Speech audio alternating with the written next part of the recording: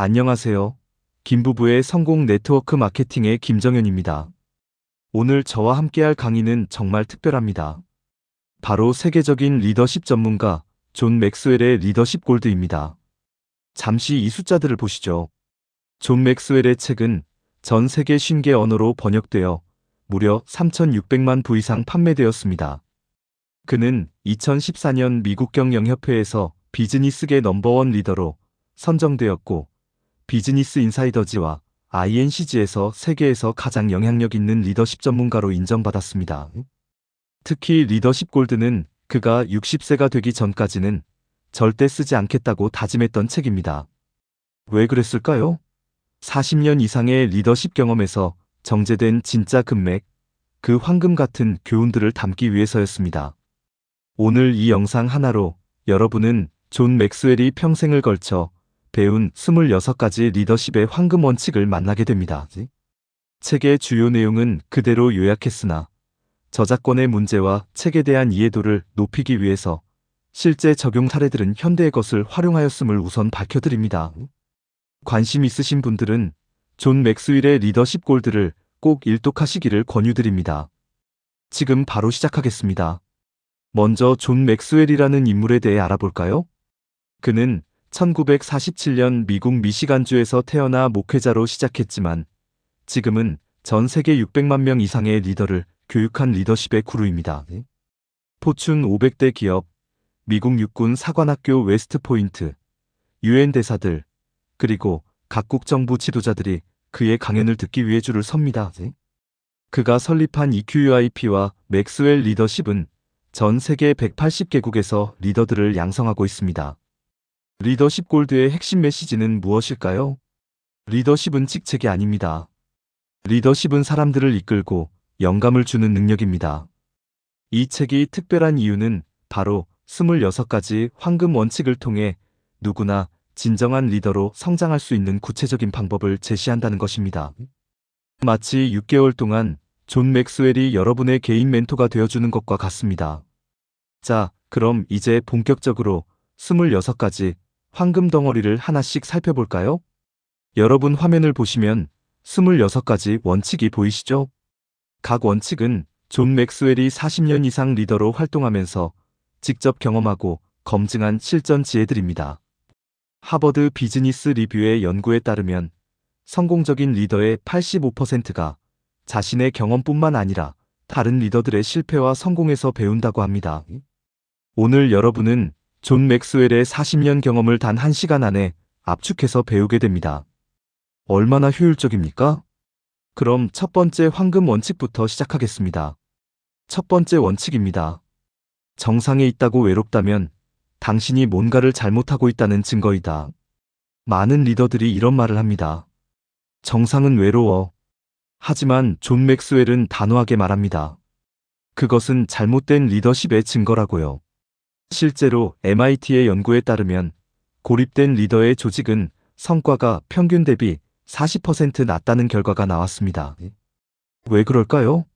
외로움이 지속된다는 것은 3가지를 의미합니다. 첫째, 소통 부족, 팀원들과의 정기적인 대화와 피드백이 부족합니다. 둘째, 신뢰 결여, 팀 내 상호 신뢰와 존중의 기반이 약합니다. 셋째, 관계 단절, 리더와 팀원 간의 진정한 연결이 이루어지지 않았습니다. 구글의 프로젝트 아리스토텔레스를 아시나요? 180개 팀을 5년간 연구한 결과 성공적인 팀의 가장 중요한 요소가 무엇이었을까요? 바로 심리적 안정감이었습니다. 리더가 팀원들과 진정한 유대감을 형성하고 서로 신뢰하고 솔직하게 소통할 수 있는 환경을 만들 때 팀은 최고의 성과를 냅니다. 기억하세요. 진정한 리더는 혼자 정상에 서지 않습니다. 팀과 함께 정상에 오르는 것이 리더십입니다. 두 번째 원칙입니다. 올바른 길로 인도하기에 가장 힘든 사람은 언제나 리더 자신이다. 여러분, 리더는 다른 사람들을 이끌죠. 하지만 정작 자기 자신을 이끄는 것이 가장 어렵습니다. 피터 드러커는 이렇게 말했습니다. 타인을 관리하기 전에 먼저 자신을 관리하라. 통계를 보시죠. 전미 CEO 협회 연구에 따르면 CEO들이 겪는 가장 큰 어려움 1위가 무엇일까요? 자기관리입니다.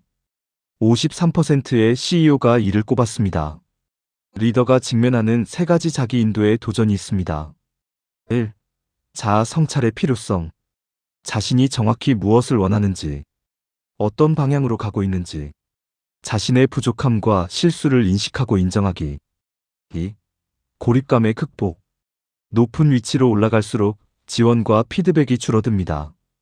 이는 자기 확신을 잃게 하거나 잘못된 결정을 내리게 만듭니다. 3. 내적 갈등 관리. 자신이 원하는 방향과 팀원들의 기대를 조화롭게 맞추기. 에이브러햄 링컨은 이렇게 말했습니다. 거의 모든 사람은 역경을 견딜 수 있다. 그러나 한 사람의 성품을 시험하려면 그에게 권력을 주어라. 실천 방법. 매일 15분씩 자기 성찰 시간 갖기. 신뢰할 수 있는 멘토나 코치 두기. 정기적인 360도 피드백 받기. 진정한 리더십은 자기 자신을 먼저 올바르게 이끄는 것에서 시작됩니다. 세 번째 원칙입니다. 결정적 순간에 당신의 리더십이 결정된다. 평소에 좋은 리더처럼 보이는 것은 쉽습니다. 하지만 진정한 리더십은 위기의 순간에 드러납니다. 2008년 금융위기를 기억하시나요? 수많은 기업들이 무너졌지만 어떤 기업들은 오히려 더 강해졌습니다. 스타벅스의 하워드 슐츠 CEO는 당시 회사를 구하기 위해 1만 개 이상의 매장을 3시간 동안 동시에 폐쇄하고 전 직원에게 재교육을 실시했습니다. 이것은 엄청난 위험을 감수한 결정이었죠. 하지만 이 결정적 순간의 리더십으로 스타벅스는 부활했습니다. 위기에서 리더가 해야 할 4단계. 1단계 위기인식, 예기치 않은 상황을 빠르게 파악하고 본질을 이해합니다. 2단계 신속한 판단, 담대함과 결단력을 보여주며 명확한 방향을 제시합니다. 3단계 팀 소통, 팀원들과 감정을 공유하고 의견을 경청하며 불안을 해소합니다. 4단계 신뢰 구축, 위기를 극복하는 과정에서 팀과의 유대를 더욱 강화합니다. 맥킨지 연구에 따르면 위기를 잘 관리한 기업은 그렇지 않은 기업보다 14% 더 빠르게 성장합니다. 중요한 것은 위기는 곧 기회라는 것입니다. 시장의 변화, 경쟁사의 출현, 내부 갈등. 이 모든 것이 리더가 진가를 발휘할 수 있는 무대입니다. 여러분의 결정적 순간은 언제 올까요? 준비되셨나요? 네 번째 원칙입니다. 뒤를 걷어차이면 앞서고 있다는 증거이다. 비판받는 것, 좋아하는 사람 아무도 없습니다. 하지만 존 맥스웰은 비판을 완전히 다른 관점에서 봅니다. 아리스토텔레스가 뭐라고 했죠? 비판을 피하는 방법은 간단하다. 아무 말도 하지 말고, 아무것도 하지 말고, 아무것도 되지 마라. 혁신적인 리더들은 항상 비판을 받아왔습니다. 스티브 잡스는 독재자라는 비판을 받았습니다. 일론 머스크는 무모하다는 평가를 받습니다. 제프 베조스는 직원들에게 너무 엄격하다는 비판을 받았습니다. 그런데 이들의 공통점이 뭘까요? 세상을 바꿨다는 것입니다. 비판을 대하는 리더의 세 가지 자세입니다. 1. 변화의 신호로 인식. 뒤에서 걷어차임은 당신이 변화를 이끌고 있다는 증거입니다. 새로운 길을 만드는 것은 파격적이고 도전적인 일입니다. 2. 이의 부족의 표현. 처음에는 반발이 있을 수 있지만 이는 목표에 대한 이해가 부족하기 때문. 시간이 지나면서 목표가 명확해질수록 반대는 줄어듭니다. 3. 성장의 기회. 비판과 반발을 통해 자신의 소신을 더욱 확고히 합니다. 불확실한 길을 걷는 동안 많은 교훈을 얻고 개인적 성장을 이룹니다. 하버드 비즈니스 리뷰에 따르면 건설적인 비판을 잘 활용하는 리더의 팀은 혁신성이 30% 더 높다고 합니다. 기억하세요. 비판은 당신이 움직이고 있다는 증거입니다. 만약 아무도 당신을 비판하지 않는다면 그건 당신이 아무것도 하지 않고 있다는 뜻일 수 있습니다. 다섯 번째 원칙입니다. 평생 단 하루도 일하지 말고 일을 즐겨라. 공자가 2500년 전에 뭐라고 했을까요? 하는 일을 즐기면 평생 단 하루도 일하지 않는 것과 같다. 갤럽의 연구 결과가 충격적입니다. 전 세계 직장인의 85%가 자신의 일에 열정이 없다고 답했습니다. 일에 열정이 있는 직원은 생산성이 21% 높고 이직률은 59% 낮습니다. 스티브 잡스의 유명한 스탠퍼드 연설을 기억하시나요? 여러분의 일은 여러분 삶의 큰 부분을 차지할 것입니다. 진정으로 만족하는 유일한 방법은 위대한 일이라고 믿는 것을 하는 것입니다.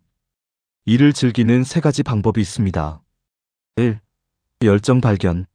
자신의 진정한 열정을 발견하는 것이 첫걸음.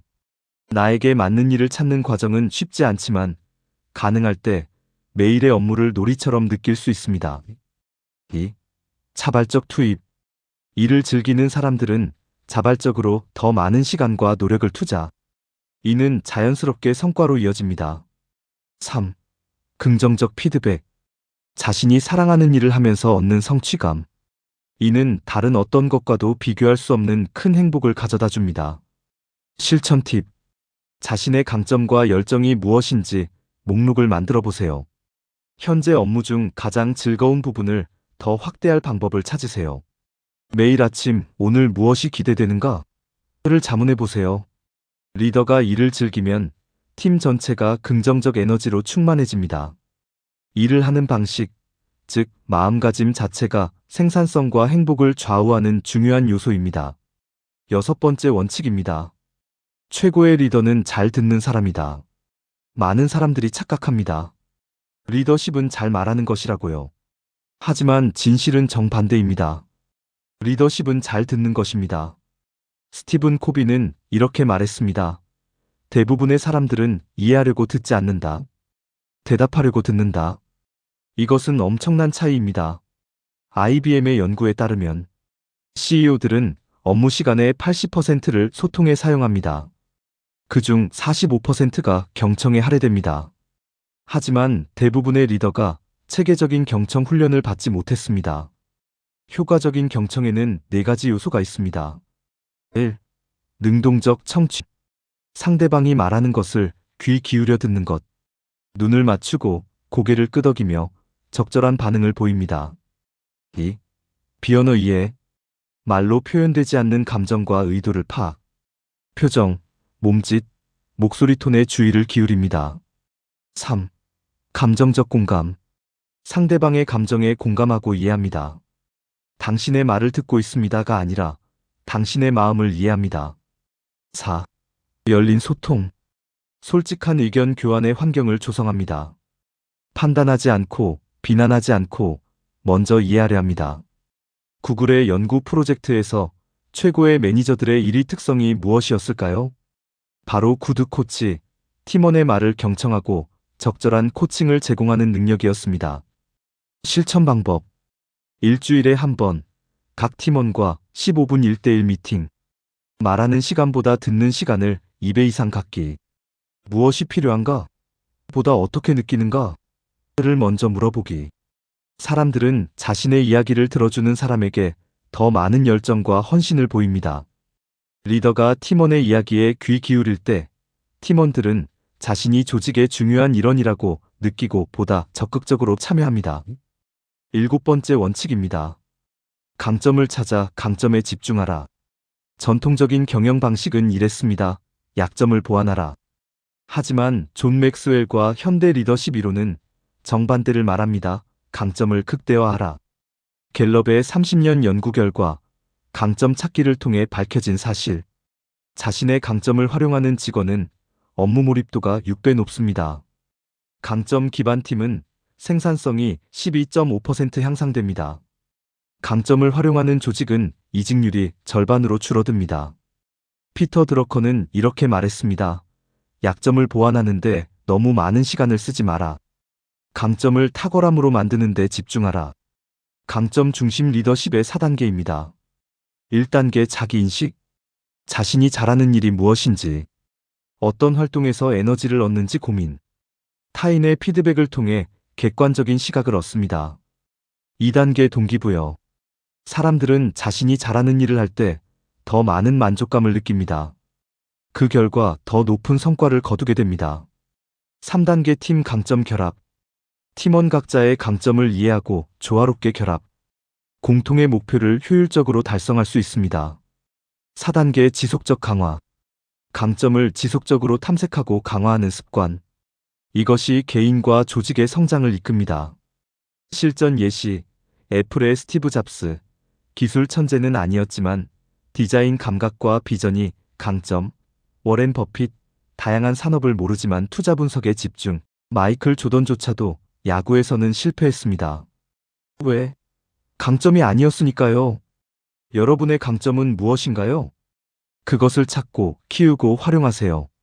그것이 진정한 성공의 지름길입니다.